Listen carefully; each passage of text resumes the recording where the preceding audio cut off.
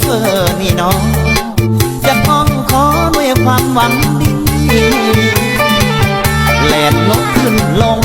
โดยสารขนส่งมาหลายปีทุกเที่ยวจงจอดกาซีแหวกคนดีสั่งกินต้มไก่ติดอกติดใจเจ้าของต้มไก่หันนี่ผู้สาวกาซีคนดีน้องอยู่จังใด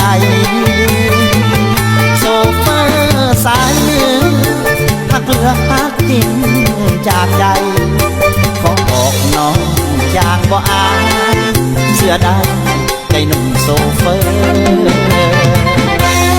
สาวกาซีคนดีคิดนำลำอย่างแต่น้องคนงามลืมขาประจำต้มไก่มากินหน่อยว่าได้กินแล้วก็ติดใจสิ่งที่ไอ้ลืมบ่ได้ก็คือต้มไก่ของนาชีวิตเดินทางแต่ใจยังยึดมันหักแท้ก็เคยพันแปรลายแง่เหมือนดังเส้นทางโซเฟอร์สายมือหักเหลือบ่มีเจืดจางอย่าลืมโซเฟอร์สายทางหลงพักนางสาวเมืองกาซี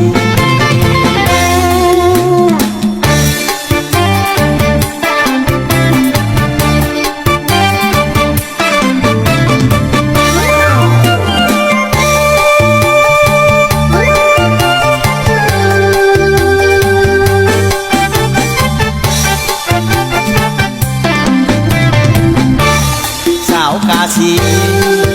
คนดี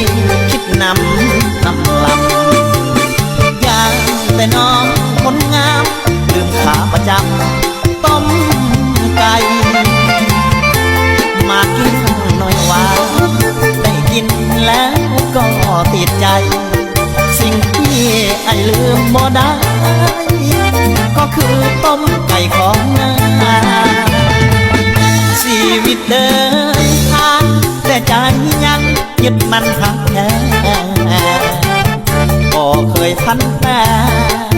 ลายแง่เหมือนดังเส้นทางโซเฟอร์สายมือหักเหลือบ่มีเจืดจางอย่าลืมโซเฟอร์สายทางหลงพักนางสาวเมืองกาซี